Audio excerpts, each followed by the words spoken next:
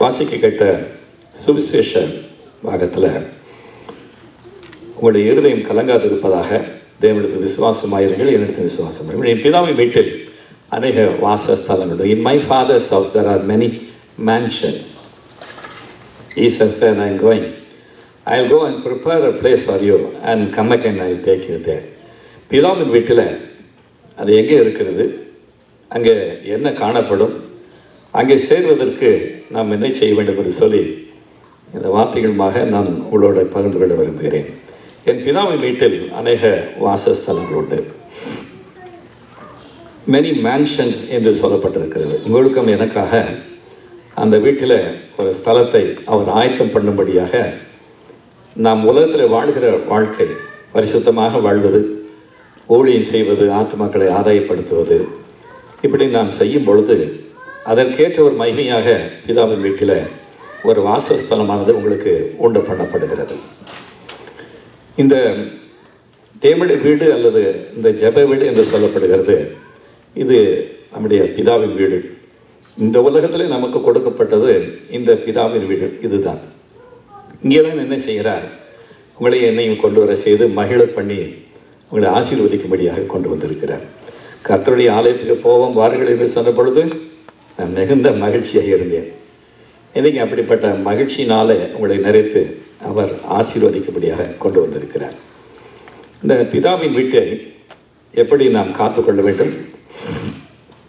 யோவான் எழுதின சுவிசேஷம் 2ஆம் அதிகாரத்தில் இந்த அற்புதத்தை, முதலாவது அற்புதத்தை செய்ததிலிருந்து அவர் எருசலேமுக்கு வந்து தேவாலயத்துக்குள்ளாக வந்த பொழுது அங்கே அநேக விற்கிறவர்களையும் கொள்ளுகளையும் கண்டு ஒரு பக்தி வைராக்கியத்தினால அவளை புறம்பே தள்ளிவிட்டு அவளை பார்த்து சொன்னார், இது என் பிதாவின் வீடாக இருக்கிறது, இதை கள்ளர் குகை ஆக்கினேன் என்று சொல்லி அவளை துரத்தி விட்டார் என்று சொல்லி சொல்லப்பட்டிருக்கிறது. ஒரு இடத்துல சவுக்கை உண்டு பண்ணி என்று சொல்லி இந்த பிதாவின் வீட்டை குறித்து ஒரு வைராக்கியம், ஒரு பரிசுத்த ஸ்தலமாக இருக்கிறபடினால கால்கள் இருக்கிற பாதரட்சியை கழற்றி போடு, இது பரிசுத்த பூமி. அதாவது நம்முடைய காலில் அணிந்திருக்கிற ஒருவேளை அந்த ஷூஸை கழட்டி போடணுன்றது அர்த்தம் இல்லை.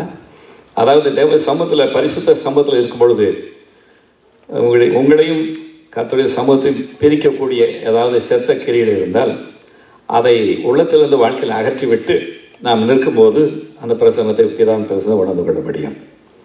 இந்த ஒரு பாதரட்சி என்பது இறந்து போன ஒரு மிருகத்தினுடைய செத்த மிருகத்தினுடைய தோலை கொண்டு செய்யப்படுகிறது. அதை போல ஒருவேளை செத்த கிரிகள் நம்முடைய வாழ்க்கையில் இருக்க முடியும் சொன்னால் இந்த தேவனுடைய ஆலயத்தில் பிதாவின் வீட்டில் வந்தாலும் கூட அந்த பிரசன்னத்தை உணர முடியாதபடிக்கு அது ஒரு தடையாக, அது பிரிவினையாக நின்று விடலாம். ஆகவே எதெல்லாம் நம்முடைய வாழ்க்கையில் பிரிக்கிறதோ, அது செத்ததாக இருக்கிறதோ, மாம்சத்துக்குரியதோ, அதை எல்லாத்தையும் அகற்றிவிட்டு நாம் தேவ சமூகத்தில் வரும் பொழுது மெய்யாகவே அந்த பிரசன்னத்தை நிரப்பி நம்மை ஆசீர்வதிக்கப் போகிறார். இந்த பிதாவின் அன்பை குறித்து ரோமருக்கு எழுதின நிருபம் 5ஆம் அதிகாரம் 8வது வசனத்தில் அவர் நியாயாதிபதியாக நீதி செய்கிறவராக அவர் காணப்பட்டாலும் கூட இப்பொழுது வேதம் சொல்லுகிறபடி நாம் பாவிகளாக இருக்கையில் கிறிஸ்து நமக்காக மரித்ததுனால தேவன் நம்மில் வைத்து அன்பை விளங்க பண்ணுகிறார். ரோமர் 5:8 அப்படி நம்ம வாசிக்கிறோம். தேவன் வைத்திருக்கிற அன்பு. யோவான் 3:16 எவ்வளவாய் நம்மளுக்கு அன்பு இருந்தார், தம்முடைய ஒரே பிறந்தகுமாரனை விசுவாசிக்கிற எவனும் கெட்டு போகாமல் நித்திய ஜீவனை அடையும்படிக்கு தான் தள்ளி. இவ்வளவாய் அந்த அன்புக்கு ஒரு அளவே கிடையாது, ஒரு எல்லையே கிடையாது. எல்லாவற்றுக்கும் எல்லை இருக்கிறது. அவருடைய அன்புக்கும் அவருடைய இறக்குகள் முடிவே கிடையாது என்று சொல்லி வேதம் சொல்லுகிறது. இந்த அன்பின் நிமித்தமாகத்தான் நீங்களும் நானும் நிர்மலமாக இந்த நாள் வரையும் நாம் காக்கப்பட்டு இருக்கிறோம். இன்றைக்கு கெட்ட குமாரனுடைய அந்த ஓமானத்தை கடமையான இயேசு கிறிஸ்து நேர்த்தியாக சொன்ன 15ஆம் அதிகாரம் சுவிசேஷத்தில் நம்ம எல்லாருக்கும் தெரியும். இளைய மகன் தனக்கு கொடுக்கப்பட்ட பங்கையெல்லாம் எடுத்துக்கொண்டு தூர தேசத்துக்கு போய் துன்மார்க்கமாய் ஜீவனை பண்ணி எல்லாரையும் செலவழித்து போட்டான். அந்த தேசத்தில் பஞ்சம் உண்டாயிருந்த பொழுது ஒரு குடியானவனத்தில் போய் ஒட்டி கொண்டான் என்று சொல்லியும் அந்த பன்றிகளுக்கு கொடுக்கக்கூடிய தவிடு கூட அவனுக்கு கிடைக்கவில்லை. அப்பொழுது புத்தி தெரிந்தது. அப்போ அவன் நினைத்தான், என் தகப்பன் வீட்டில், இந்த தகப்பன் வீட்டில் வேலைக்காரர் கூட பூர்ணமான பூர்த்தியான உணவு இருக்கிறது. ஆகவே நான் ஒன்று செய்வேன், நான் எழுந்து என் தகப்பனத்தில் போய் தகப்பனே உமக்கு விரோதமாக பரத்துக்கு விரோதமாக பாவம் செய்தேன், ஆகவே என்னுடைய கூலிக்காரர்கள் ஒருவனாக என்னை வைத்துக்கொள்ளும் என்று சொல்லி கேட்பேன் என்று சொல்லி அவன் எழுந்து புறப்பட்டு சென்ற போது இங்கே பார்க்கிற அருமையான காட்சி என்னன்னு சொன்னால், தூரத்தில் தன் மகன் வருகிறதை அவர் கண்டு ஓடோடி சென்று அவனை அணைத்து முத்தமிட்டு ஒரு காரியத்தை அவர் செய்தார். இந்த மகனுக்கு விலையுள்ள வஸ்திரத்தை கொண்டு வாருங்கள், கைக்கு மோதிரத்தை கொண்டு வாருங்கள். மோதிரம் என்பது அதிகாரத்தை குறிக்கக்கூடியதாக இருக்கிறது. பாதரட்சியை கொண்டு வந்து ஒரு விருந்தை உண்டு பண்ணி மகிழ்ந்திருப்போம் என்று சொன்னார்.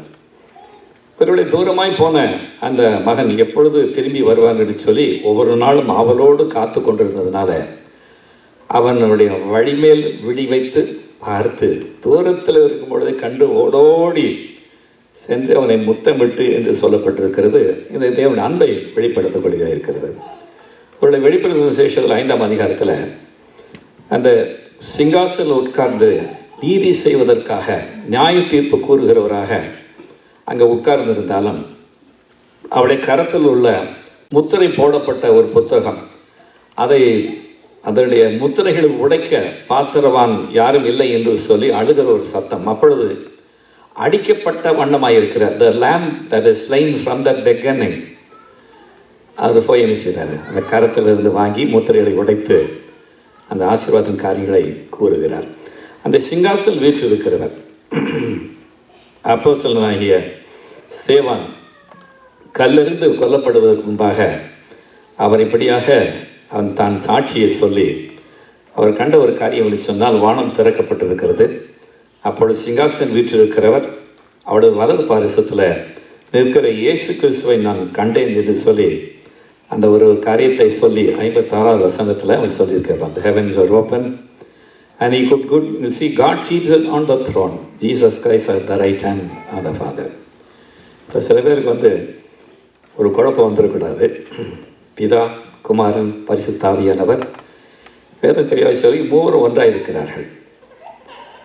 மூவரும் ஒன்றாக இருக்கிறார்கள். வெவ்வேறு நிலைகளில் நம்முடைய வாழ்க்கையில் கிரியை செய்து நம்மை ஊக்குவிக்கிறவராக வழி நடத்துகிறாராக நமக்கு பரிசுத்த ஆவியானவர் தரப்பட்டிருக்கிறார். ஆனால் இரட்சகராக கொடுக்கப்பட்டவர் இயேசு கிறிஸ்துவ நாமத்தை தவிர வேறு நாமம் இல்லை. ஆனாலும் பிதா தம்முடைய குமாரனை அனுப்பினபடியினால் இந்த உலகத்துக்கு நம்மை தேடி வந்து தம்முடைய சொந்த குமாரன் என்று பாராதபடிக்கு அவரை தந்தவர். அவரோடு கூட மற்ற ஈவுகளை நமக்கு அருளாது இருப்பது எப்படி? ஆகவே நன்மை நாம் மறந்து போகாதபடிக்கு அதுக்கு பாத்திரம் நடக்கும்படியாக விரும்புகிறார்.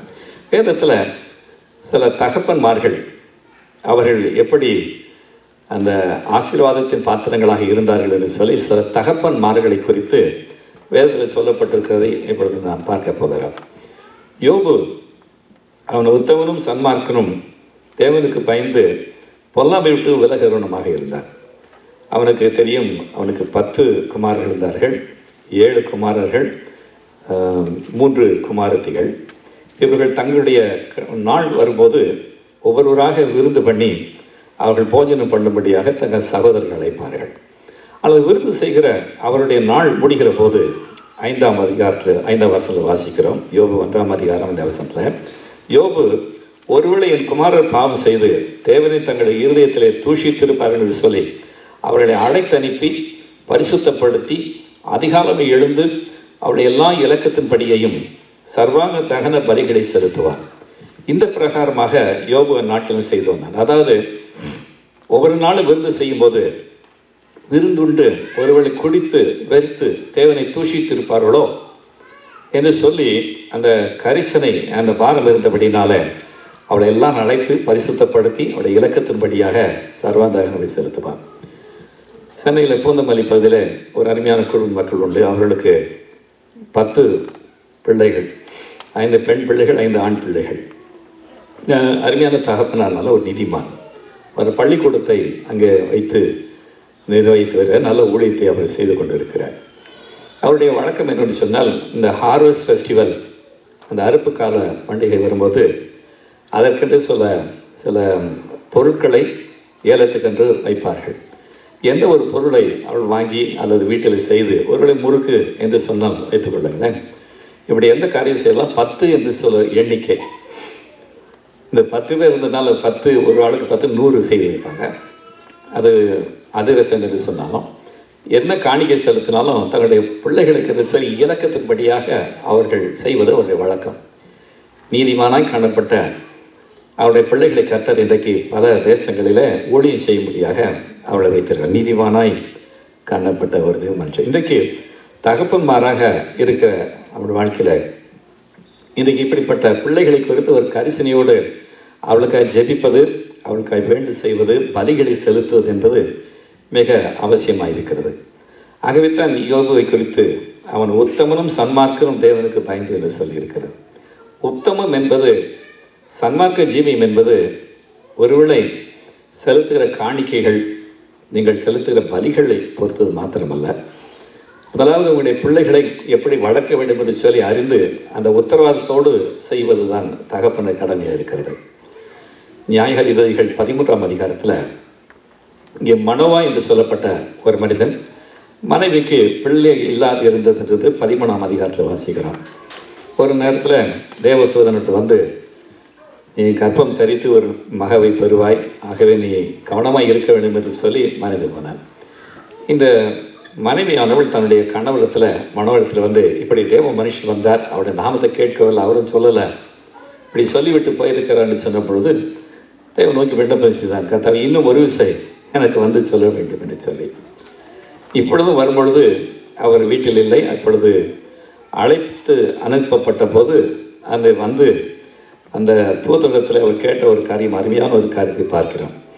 நீர் சொன்னபடி பிள்ளை பிறக்கிறது என்று சொன்னால் அந்த பிள்ளை எப்படி வளர்க்க வேண்டும், எப்படி நடத்த வேண்டும் என்று கேட்டான். நல்ல ஒரு ஆலோசனை கர்த்தர் தான் வெளிப்படுத்துகிறாரு, அவர் தான் கொடுக்க போகிறாரு. அந்த பிள்ளை எப்படி நடத்தணும், எப்படி வளர்க்க வேண்டும் என்று சொல்லி ஆலோசனை கேட்டு அந்த ஆலோசனை பெற்று அதன்படியாக நடந்ததுனால ஒரு பெரிய ஒரு தெய்வ மனுஷனை உருவாக்கி கொடுத்தார். ஒருவேளை இந்த சிம்சோன் பலத்த காரியங்களை செய்த பொழுதிலும் அவனுடைய வாழ்க்கையில் ஒரு வீழ்ச்சி வந்து விட்டாலும் கடைசியாக அவன் செய்த ஒரு காரியம் என்ன ஜெபம் என்ன, இந்த ஒரு விஷயம் மாத்திரம் என்னை நினைத்தரலாம். இந்த ஜெபத்தை கேட்டு கர்த்தர் அவனை பலப்படுத்தினார். அநேக எதிராளிகள் மடிந்து விழும்படியாக செய்த ஒரு காரியம். விசுவாச பட்டியலில் சிம்சனுடைய பெயர் வந்திருக்கிறது. அநேக சிம்சன் விழுந்து போனவன் என்று சொன்னால் விழுந்து போன மகனுடைய வாழ்க்கையில் கடைசியாக ஜெபித்த ஜெபம் விசுவாசிய பட்டியலுக்கு அவனுக்கு கொண்டு வந்து விட்டது. அநேக விசுவாச பட்டியலில் காணப்படவில்லை. சிம்சோனை அப்படி காணப்பட்ட காரணம் அவனோட தகப்பனார் வளர்த்த விதம், வாழ்க்கையில் எல்லாருக்கும் சொல்லிக் கொடுத்தது. ஒருவேளை இன்றைக்கி இந்த தேசத்தில் வந்திருக்கும் பொழுது பிள்ளைகளுக்கு அந்த பாடங்கள் படிப்பது, அந்த ப்ராஜெக்ட் செய்வது எல்லாம் நிறைய காரியங்கள் இருந்தாலும் பெற்றோருடைய கடமை அல்லது தகப்பனுடைய கடமை சில பிள்ளைகளுக்கு வேதத்தை சொல்லிக் கொடுப்பது, தெய்வ பயத்தில் வளர்ப்பது. பிள்ளை இந்த math if they are still lacking, we send them to some math lessons and see and then coach them so that they become well in each and every subject. அதை விட எல்லாத்தையும் எது தெரிந்தாலும் தெரியாட்டாலும் என் தகப்பன் அப்படி தான் சொல்லுவார், நீ படிக்கிறியோ ஆனால் நல்லா பைபிளை பார்த்தா நீ படிக்கணும், ஒழுங்காக ஆலயத்துக்கு போகணும் என்று சொல்லி அதை அப்படி தான் வளர்த்தார். தெய்வ பயத்தில் வளர்த்ததுனால அந்த நாட்கள் நான் கற்றுக்கொண்ட அந்த காரியங்கள் வேதத்துக்கு ஒழுங்காக ஆலயத்துக்கு செல்வது, ஊழியத்தை செய்வது, ஜெபித்தது, வேத வாசித்த எல்லா காரியம் தான் இன்றைக்கு என்னுடைய வாழ்க்கையில் இன்றைக்கு ஊழியம் செய்வதற்கு என்னை பலப்படுத்தி என்னை வழி நடத்துகிறதாக இருக்கிறது. அப்படி ஒரு பிள்ளையை கொடுக்கும்போது எதற்காக மனுஷனை படைக்கிறாரு? ஒரு பக்தியுள்ள சந்ததியை பெறுவதற்காகத்தானே. அப்போ இந்த தாய் கர்ப்பத்தில் இருக்கும்போது தாயும் தாப்பனும் சேர்ந்து செய்கிற ஒரு அர்ப்பணிப்பு, ஒரு ஜெபம், ஒப்பு கொடுத்தலானது இந்த பிள்ளை வாழ்க்கையில் ஒரு மாறுதலை கொண்டு வரக்கூடியதாக இருக்கும். நானும் என் மனைவியும் என்னுடைய மூத்த மகன் கருவில் இருக்கும்போது ஒரு காரியத்தை சொன்னோம், எங்களுக்கு ஒரு ஆண் மகவை கொடுக்குங்க தாவே, அவனை ஊழியத்துக்கு என்று சொல்லி ஒப்பு கொடுக்குறேன்னு சொல்லி அவனை அர்ப்பணித்து ஜெபித்தோம். 2வது மகன் பிறந்த பொழுது அப்படித்தான். ஆனால் அவன் தூர எல்லைகளுக்கு சென்று மேலே படிக்க சென்ற போது அவன் அங்கே வேலை பார்த்து கொண்டு வந்தான். அப்புறம் சொன்னான், முழு நேர ஊழியத்துக்கு போகணும்னு சொல்லிட்டு அவன் கர்த்தருடைய அழைப்பு பெற்றவன். நான் சொன்னேன், ஒரு தகப்படுற முறையில் நீ முதல்ல கல்யாணம் படிக்கும், அப்புறம் வேணால் நீ ஊழியத்துக்கு போகணும்னு சொன்னேன். அது தகப்படுற முறையில். ஆனால் அந்த அழைப்பு வந்ததுனால உடனடியாக இல்லை நான் முதலாவது ஊழியத்துக்கு செல்வேன் என்று சொன்னால் நேற்று திருமணத்தை செய்து கொடுத்தார். 2 பிள்ளைகளையும் நான் நினைத்து பார்க்கல. நான் ஜெபித்ததோடு சரியான ஏற்ற நேரத்தில் 2 பிள்ளைகளையும் கர்த்தருக்கு ஊழியத்துக்கென்று அழைத்து திருத்தி அவர் பயன்படுத்தி வருகிறார். பெற்றோருடைய ஒரு அர்ப்பணிப்பு, நீங்கள் ஜெபிக்கிற ஜெபம் தாயின் கற்பத்தில் இருக்கும்போதே எப்படி யோவான் ஸ்நானகனை பரிசுத்த ஆவியினால் கர்த்தர் நிறைத்தாரோ, 6 மாதமாக இருக்கும் பொழுது மரியாள் சொன்ன வாழ்த்தல் நிமித்தமாக அந்த சிறு பிள்ளை வயிற்றில் இருக்கும் பொழுதே பிள்ளை வயிற்றில் துள்ளிற்று என்று சொல்லி பார்க்கிறோம்.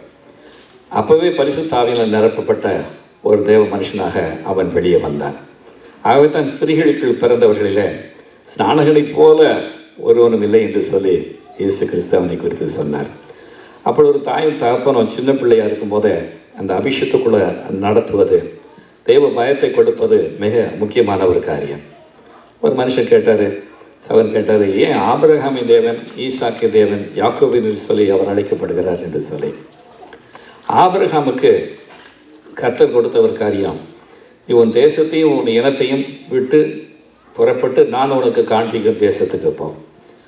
அப்போது 2-3 வசனங்கள் இருக்கிறபடி இந்த 7 விதமான ஆசீர்வாதங்களாகிய உன்னை ஆசீர்வதித்து உன் பேரை பெருமைப்படுத்தி உன்னை ஆசீர்வாதமாக நீ இருப்பாய், உன்னை ஆசீர்வதிப்பேன், சபிக்கிறதை சபிப்பேன், பூமியில வம்சங்களெல்லாம் உனக்கு ஆசீர்வதிக்கப்பட்டிருக்கும்.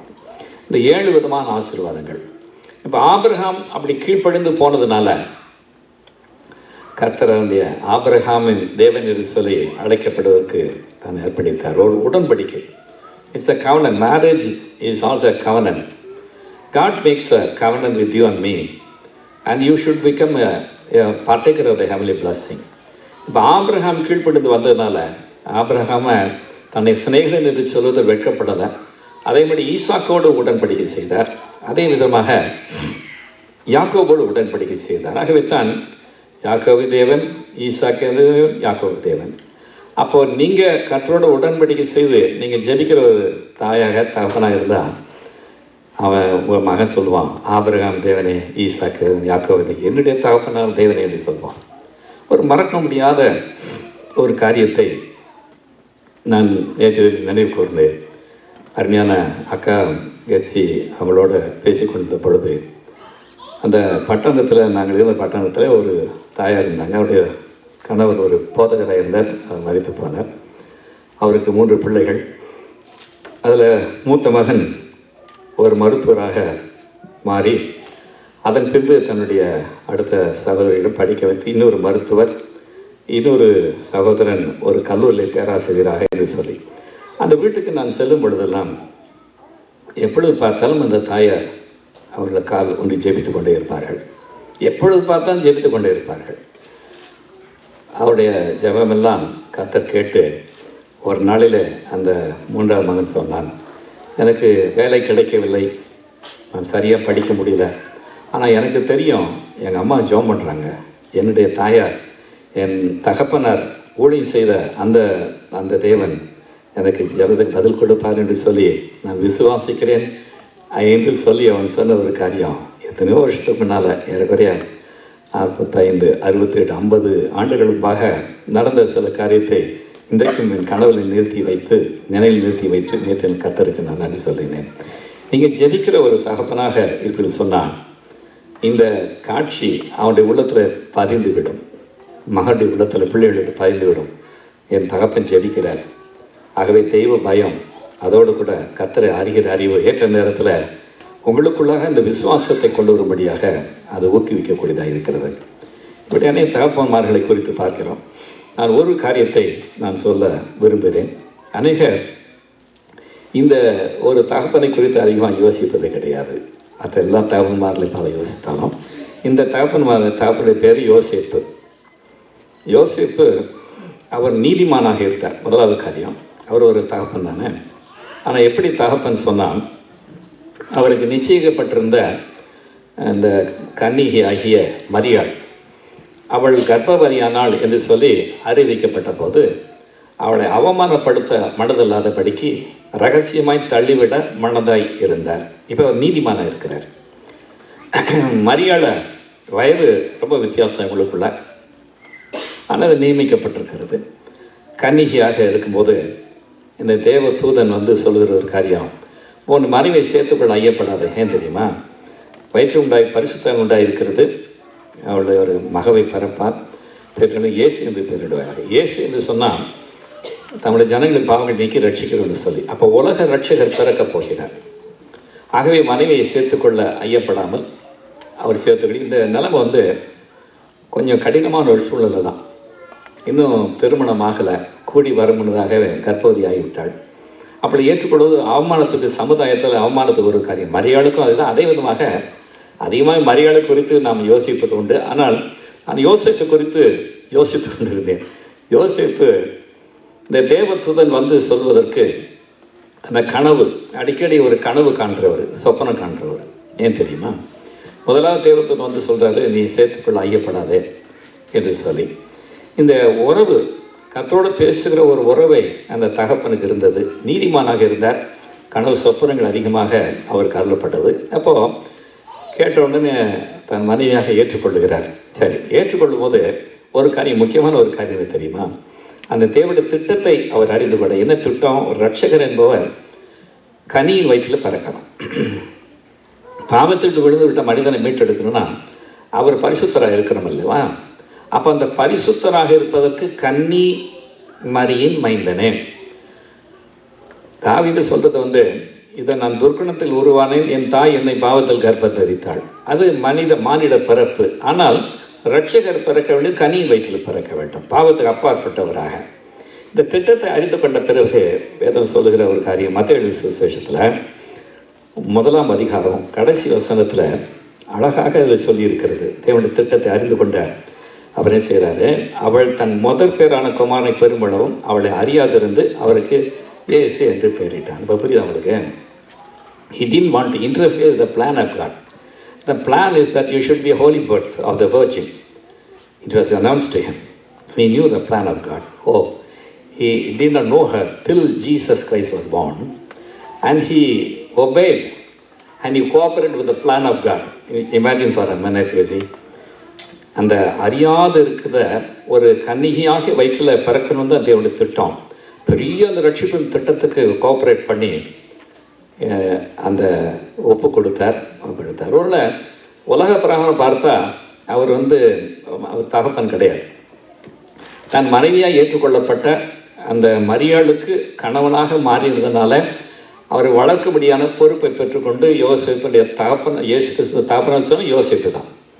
இயேசு கிறிஸ்துடைய தாயினர் மரியாள் தான்.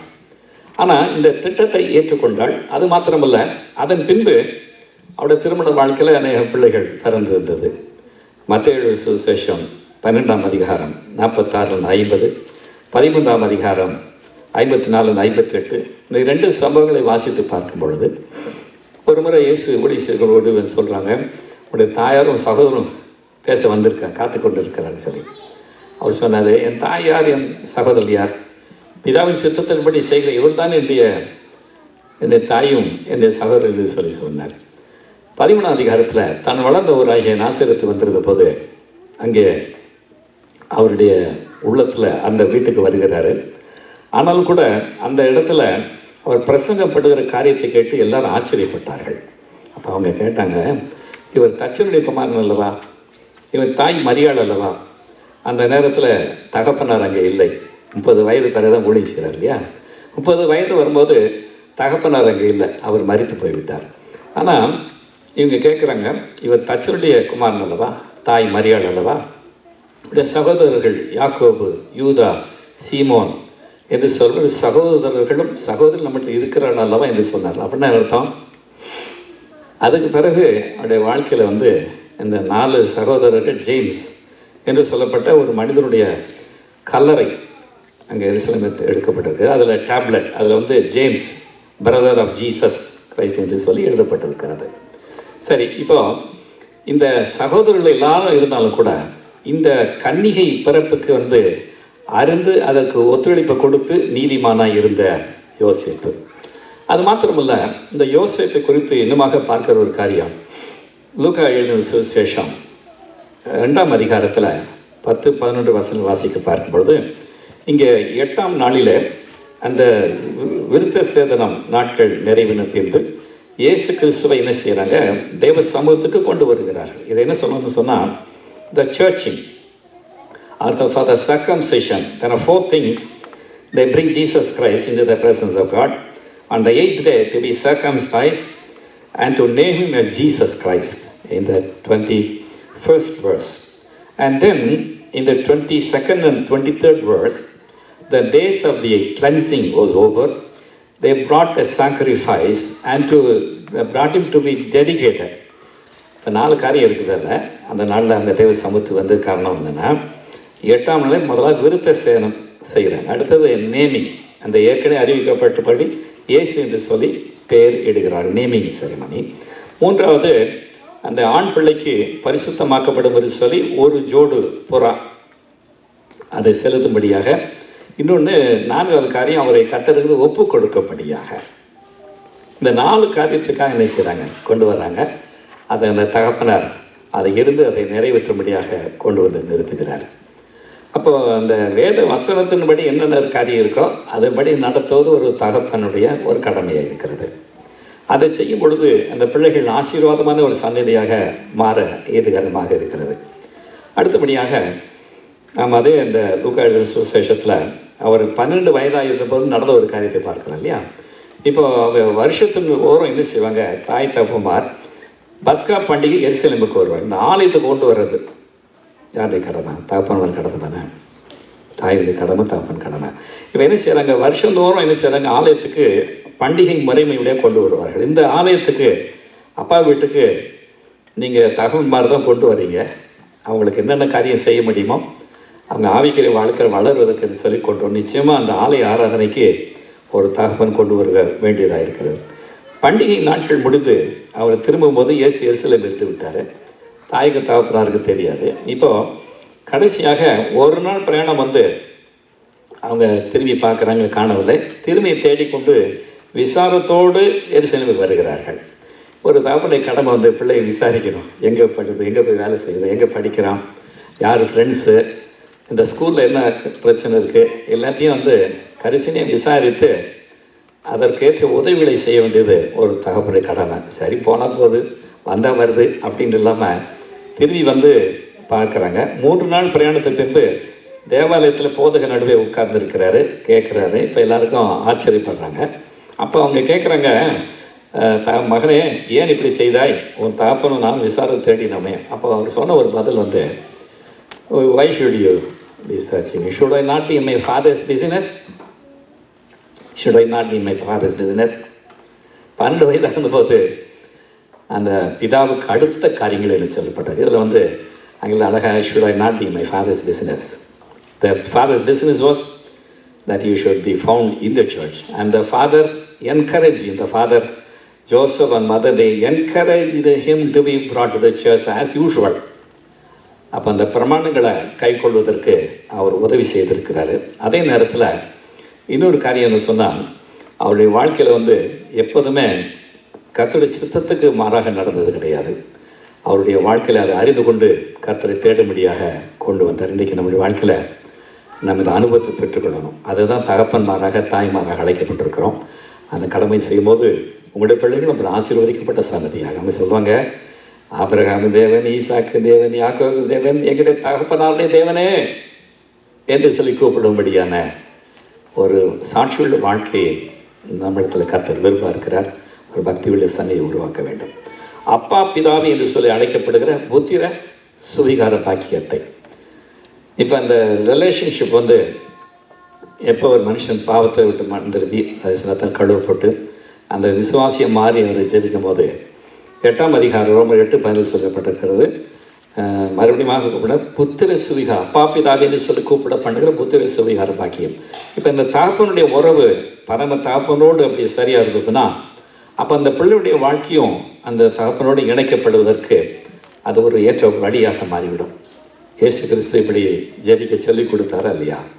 மத்தேயு சுவிசேஷம் 6ஆம் அதிகாரம் 9ஆம் வசனத்தில் என்ன சொல்லிக் கொடுத்தாரு? பரமண்டத்திற்கு எங்களுடைய பிதாவே, அப்பா அவர் தான் நமக்கு அப்பாவாக இருக்கிறாரு.